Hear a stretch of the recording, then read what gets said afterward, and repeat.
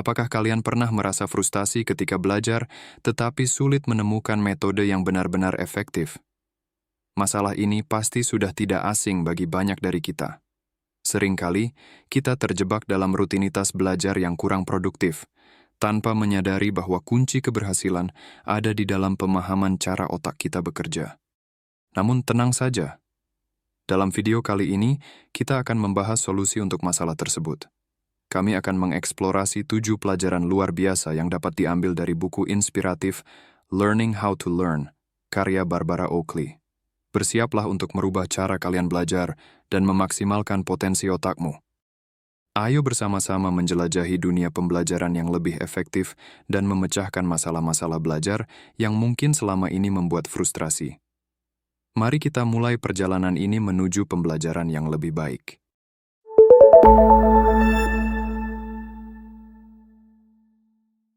Pelajaran 1. Masalah ketika Anda mengikuti passion. Ikuti passion Anda, kata mereka. Lakukan hanya hal-hal yang Anda sukai dan tidak akan ada hambatan dalam jalan hidup Anda. Tentu saja itu masuk akal. Ketika kita melakukan hal-hal yang kita sukai, kita merasa lebih baik, bekerja lebih keras dan berkembang lebih cepat. Namun kami melakukan semua perbaikan ini di satu bidang. Dan menjadi ahli dalam satu hal saja tidaklah cukup. Atau seperti yang disebutkan oleh salah satu penulis dalam buku tersebut. Saya menyadari bahwa hanya dengan mengikuti passion saya tidak punya banyak pilihan. Learning How to Learn dibuka dengan kisah penulis, Barbara Oakley. Dia membuat pengakuan tentang betapa dia payah dalam matematika. Dia begitu buruk sehingga dia berhenti belajar dan hanya fokus pada mata pelajaran yang dia sukai. Beberapa tahun ke depan, dia mendapatkan gelar di bidang ilmu komputer. Dan Anda memerlukan banyak matematika untuk mendapatkan gelar tersebut. Jika kita hanya berkonsentrasi pada mata pelajaran yang kita sukai, kami menjadi lebih baik, ya betul. Namun jika kita keluar jalur sedikit, jika kita keluar dari zona nyaman kita, kami dapat berkembang lebih cepat, perluas minat kami dan buka diri terhadap banyak peluang luar biasa lainnya. Jika Anda meningkatkan keterampilan belajar Anda dapat meningkatkan kehidupan Anda secara signifikan. Umumnya, kita meyakinkan diri sendiri bahwa kita tidak dapat mempelajari sesuatu seperti itu bukan urusanku, atau ini terlalu sulit bagiku. Tapi bukan pelajarannya yang sulit, kita hanya tidak tahu cara mempelajarinya. Kami tidak tahu bagaimana mendekati subjek yang berbeda dan sulit.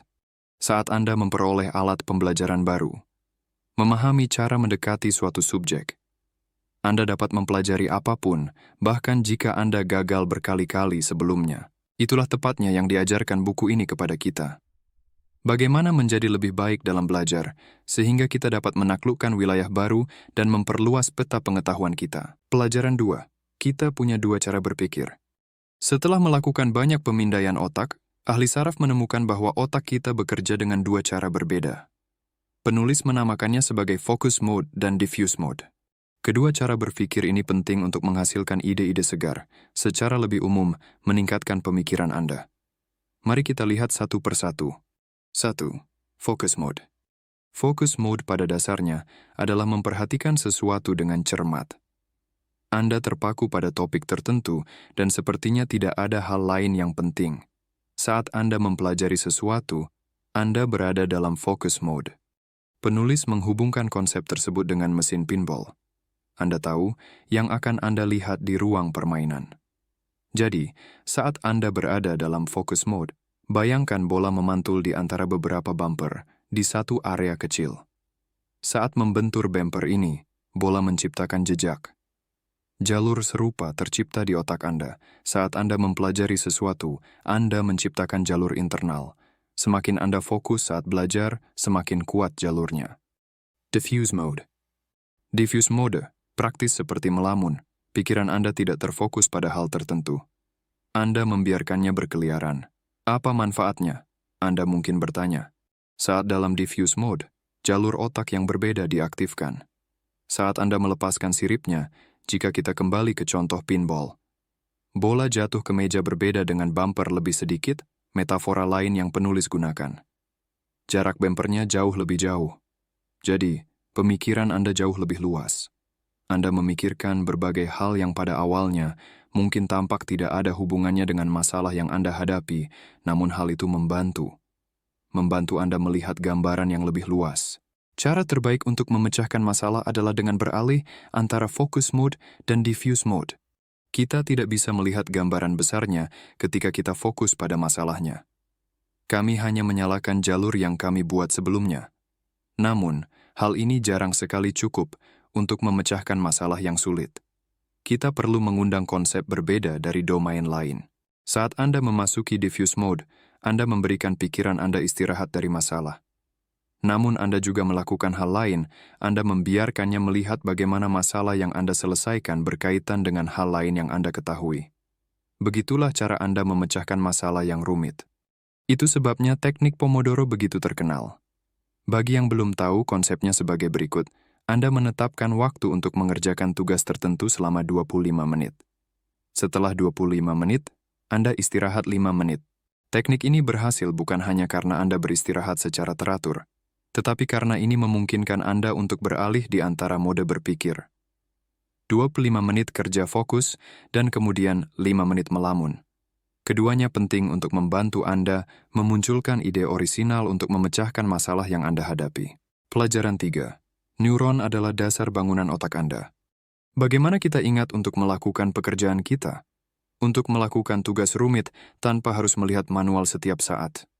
Ada partikel di otak kita yang disebut neuron, yaitu makhluk kecil ini sebagai bahan pembangun otak kita. Dan kita memiliki jutaan neuron di dalam tengkorak kita. Mereka memiliki satu kepala, kaki dengan sekumpulan duri kecil di atasnya, dan satu lengan yang keluar dari kepala. Bagaimana kita ingat untuk melakukan pekerjaan kita? Berdasarkan percakapan antar neuron. Neuron mengirimkan sinyal ke neuron lain dengan memberikan sedikit kejutan. Salah satu neuron mencapai lengannya dan memberikan kejutan kecil pada ujung neuron terdekat. Tindakan pemberi kejutan disebut sinapsis. Penulis buku menyebutnya percikan. Namun inilah bagian yang paling menarik, semakin banyak neuron yang saling mengejutkan atau berbicara satu sama lain. Semakin besar guncangannya dan semakin besar hubungannya. Dalam hal ini, memahami cara melakukan tugas yang rumit berarti Anda menciptakan hubungan otak yang cukup kuat di kepala Anda. Saat Anda pertama kali diperkenalkan pada tugas baru, Anda merasa bingung atau kewalahan, atau bahkan keduanya. Anda tidak tahu harus berbuat apa karena tidak ada penghubung otak di kepala Anda. Tidak ada jalur yang menyimpan informasi yang Anda perlukan untuk melakukan tugas atau hubungan otak Anda masih lemah. Namun, dengan latihan neuron Anda membangun koneksi dengan neuron lain. Dan dengan lebih banyak latihan, hubungan ini menjadi semakin kuat. Semakin banyak neuron yang bergabung, dan hubungan sinaptik di antara mereka mendapat percikan yang lebih besar. Pada akhirnya, pengetahuan itu tampak seperti rantai baja, atau bahkan seperti jalan yang diaspal dengan baik. Misalnya, jika Anda belajar berbicara bahasa Spanyol, Anda akan membuat lusinan neuron. Hubungan di antara keduanya bisa terlihat seperti jalan raya. Saat seseorang berbicara bahasa Spanyol, jalurnya diaktifkan sehingga Anda dapat membalas dengan lancar dalam bahasa Spanyol. Sayangnya meskipun Anda telah membangun matriks koneksi yang kuat antar neuron, jika Anda berhenti melakukan aktivitas tertentu, neuron akan berhenti berbicara. Dengan sedikit bicara, apa yang telah Anda pelajari sebelumnya akan mulai runtuh. Jika kita tidak melatih keterampilan atau aktivitas tertentu, neuron yang sebelumnya terikat akan melakukan hal lain dan Anda akan merasa bingung saat menghadapi tugas khusus ini lagi. Hal baiknya adalah kita selalu dapat membangun koneksi atau membangunnya kembali jika kita berhenti melakukan suatu aktivitas. Otak kita sangat kuat. Kita bisa mempelajari apapun yang kita inginkan. Kita hanya perlu berlatih cukup lama untuk membangun hubungan antara makhluk kecil yang hidup di kepala kita. Pelajaran 4. Otak Anda memiliki dua kenangan berbeda. Anda mungkin mengetahuinya, atau Anda pernah mendengarnya sebelumnya. Tapi kita punya dua jenis ingatan yaitu memori kerja dan memori jangka panjang. Dalam buku tersebut, keduanya dihadirkan sebagai tas sekolah dan sebagai loker sekolah. Sebentar lagi, Anda akan mengetahui alasannya. Memori kerja. Anda, alias memori kerja Anda, persis seperti tas sebenarnya. Anda dapat memasukkan barang ke dalam dan membawanya kemana-mana. Sisi negatifnya, seperti yang bisa Anda rasakan, adalah Anda tidak bisa memasukkan banyak barang ke dalamnya. Ada batasannya. Tempatkan beberapa buku teks dan Anda akan kehabisan ruang. Selain itu, ada yang namanya gurita perhatian di dalamnya. Apa itu? Nah, penulis menjelaskan bahwa cara kita menangani informasi yang masuk dapat divisualisasikan sebagai gurita perhatian. Tergantung pada usia Anda dan fungsi otak Anda, gurita Anda dapat memiliki 4, 5, 8, atau lebih lengan. Pada dasarnya, jumlah lengan yang dimiliki gurita Anda menyerupai jumlah ide yang dapat Anda simpan di otak Anda saat ini. Jika Anda ingin bertemu 3 orang saat ini, Anda memberitahu mereka nama Anda, dan mereka menyebutkan nama mereka, ada kemungkinan Anda tidak akan memegang ketiga nama tersebut. Salah satunya, atau semuanya, mungkin tergelincir. Hal ini terjadi karena Anda tidak fokus mendengar dan mengingat nama mereka. Gurita Anda sibuk melakukan hal-hal lain, memikirkan apa yang harus dikatakan kepada orang-orang baru ini, memikirkan hal-hal lain yang terjadi sepanjang hari, memikirkan tentang makanan, dan lain-lain. Untuk memastikan Anda tidak langsung melupakan sesuatu saat mendengarnya, Anda sebaiknya fokus saja. Berkonsentrasilah pada tugas dan kesampingkan pemikiran lain. Agar hal ini terjadi, beritahu gurita Anda untuk membuang pikiran tertentu, sehingga ia mempunyai waktu luang. Ingatan jangka panjang. Untungnya, Anda tidak perlu bertanya setidaknya untuk orang yang pernah Anda temui menyebutkan nama mereka. Nama mereka disimpan di dalam memori jenis kedua, yaitu memori jangka panjang Anda. Dalam buku ini, digambarkan sebagai locker memori Anda. Anda dapat menyimpan lebih banyak informasi di dalamnya. Banyak sekali, tapi ada sisi negatifnya. 2 tepatnya. Pertama, sebagian besar hal yang Anda ketahui tersebar di otak Anda. Ini tidak seperti otak Anda mempekerjakan seorang pustakawan untuk memasukkan segala sesuatu ke dalam kategori yang tepat. Anda mempunyai sedikit informasi di sini, sedikit di sana, dan seterusnya. Hal ini membuat lebih sulit untuk mengingat hal-hal yang Anda perlukan saat ini. Dan yang kedua adalah, Anda harus meraih kenangan di dalam memori locker Anda. Artinya, Anda perlu waktu untuk mengingat sesuatu. Mengingat lebih cepat, terjadi melalui latihan. Pelajaran 5. Ubah fakta menjadi gambar untuk mengingatnya. Pernah mencoba mengingat sebuah fakta? Sebenarnya, yang saya maksud adalah sesuatu yang penting, yang terjadi di masa lalu dan tanggal pasti terjadinya. Di sekolah, kami terus-menerus diinterogasi oleh guru tentang tahun dan nama. Sayangnya tidak ada yang pernah mengajari kami cara mengingat semua hal ini dengan lebih mudah. Guru hanya fokus pada pentingnya mengingat fakta, bukan bagaimana mengingatnya. Namun hal pertama untuk mempelajari cara mengingat sesuatu dengan lebih baik, jauh lebih berharga. Untuk menunjukkan kepada kita bagaimana kita dapat melakukannya, penulis mewawancarai Nelson Dellis, juara memori Amerika Serikat. Dia memenangkan penghargaan tersebut dengan menghafal 2 tumpukan kartu dengan urutan yang sempurna. Anda mungkin berpikir, itu tidak mungkin. Dia harus terlahir cemerlang. Namun dalam bukunya, penulis meyakinkan kita bahwa Nelson adalah orang yang normal ketika dia masih muda. Sebagaimana disebutkan di dalam, jika itu dilupakan, dia melupakannya. Jadi, bagaimana dia bisa mengingat rangkaian 104 kartu? Nelson membagikan beberapa tips antara lain. Pertama, fokus, yaitu saat Anda berinteraksi dengan hal yang ingin Anda ingat. Katakan pada diri Anda untuk fokus. Konsentrasi selama fase menangkap informasi sangat penting. Kedengarannya jelas, namun seringkali pikiran kita melayang ke arah lain. Semakin banyak Anda melatih konsentrasi, semakin baik jadinya Anda. Kedua, latihan. Anda tidak akan pandai mengingat jika tidak berlatih. Mulailah dari yang kecil. Ingat nomor telepon sahabat Anda, atau pasangan Anda, atau sesuatu yang lebih kompleks, teori yang rumit misalnya. Intinya lakukan secara rutin. Ketiga, bayangkan. Menyimpan fakta dalam memori jangka panjang Anda sangatlah sulit. Apa yang dilakukan Nelson adalah mengubah fakta menjadi sebuah gambaran.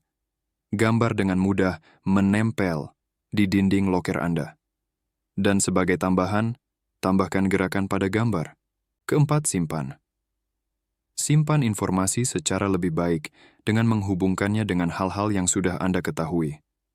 Temukan jangkar yang membantu Anda mengambil informasi baru dengan cepat. Misalnya, saat Anda bertemu orang baru, kaitkan namanya dengan orang yang sudah Anda kenal. Jika kamu bertemu Sally, segera temukan Sally yang sudah kamu kenal. Jika Anda tidak mengenal Sally di kehidupan nyata, pikirkan tentang Sally yang terkenal. Kelima, ingat. Langkah terakhir adalah mengingat secara aktif informasi yang telah Anda kumpulkan. Jika Anda tidak menjadwalkan waktu untuk memunculkan informasi baru dalam pikiran Anda, informasi ini akan hilang dalam lautan ingatan Anda yang tak ada habisnya. Saat Anda mempelajari sesuatu yang baru, Anda perlu mengingatnya lebih sering. Seiring berjalannya waktu, pengulangan yang diperlukan akan semakin berkurang. Pelajaran 6. Jangan hanya belajar, lakukanlah. Bertentangan dengan apa yang mungkin kita pikirkan. Kunci untuk belajar bukanlah belajar lebih banyak. Ini lebih banyak melakukan. Kami sekarang tahu bagaimana kami belajar. Saat kita memperoleh informasi baru, kita menciptakan hubungan otak yang semakin kuat seiring berjalannya waktu. Tentu saja, jika kita terus mengumpulkan informasi mengenai subjek khusus ini. Namun hal utama yang membuat otak terhubung bukanlah perolehan materi pembelajaran yang lebih banyak. Secara aktif mempraktikkan apa yang baru saja Anda baca atau tonton. Dalam buku tersebut, penulis menjelaskan bahwa kita sering terjebak dan tidak bergerak maju karena terbiasa dengan apa yang kita ketahui. Biasakan diri kita dengan apa yang bisa kita lakukan dan jangan mencoba hal baru. Misalnya, jika Anda tahu cara memainkan beberapa lagu dengan piano. Ini bisa berarti bahwa Anda adalah seorang musisi yang baik, tapi kamu jauh dari yang terbaik. Tujuannya adalah untuk terus mendorong diri sendiri. Pelajari sesuatu yang baru, dan kemudian coba bagian baru itu. Praktekkan sampai Anda mengetahuinya. Faktor psikologis utama yang akan memberikan kontribusi positif untuk menjadi pembelajar yang hebat dan menguasai bidang tertentu adalah 1. Belajar aktif. Belajar aktif berarti mempelajari sesuatu yang baru dan kemudian mencobanya. Bukan sekadar mengonsumsi informasi, namun secara proaktif menerapkannya. 2. Active recall. Active recall adalah tentang mengembalikan sesuatu yang telah Anda pelajari tanpa melihat catatan Anda. Misalnya, setelah Anda selesai dengan ringkasan ini, catat poin-poin penting tanpa melihat teksnya. Ini memperkuat hubungan otak yang tercipta. 3. Beban kognitif. Jika Anda dihadapkan pada banyak informasi baru sekaligus, pikiran Anda akan tidak berfungsi dan tidak belajar apapun. Dalam hal ini, Anda perlu mengurangi arus informasi. 4. Latihan yang disengaja. Komponen inti dari latihan yang disengaja adalah berfokus pada materi yang sulit dan bukan mempraktikkan apa yang mudah bagi Anda. 5. Interleaving. Istilah interleaving digunakan untuk menjelaskan bahwa jika kita mencoba teknik yang sama sekali, berbeda untuk memecahkan suatu masalah. Atau, pelajari sudut pandang lain. Pelajaran 7. Amati cara Anda belajar. Komponen penting lainnya untuk menjadi lebih baik adalah menjadi lebih baik dalam memperhatikan diri sendiri bagaimana Anda belajar. Membaca buku adalah satu hal. Cobalah beberapa teknik dari buku ini dan hentikan. Melakukan hal di atas dan duduk di penghujung hari yang sama adalah hal yang berbeda untuk mengamati apa yang terbaik yang telah Anda lakukan dan apa yang dapat ditingkatkan lebih lanjut.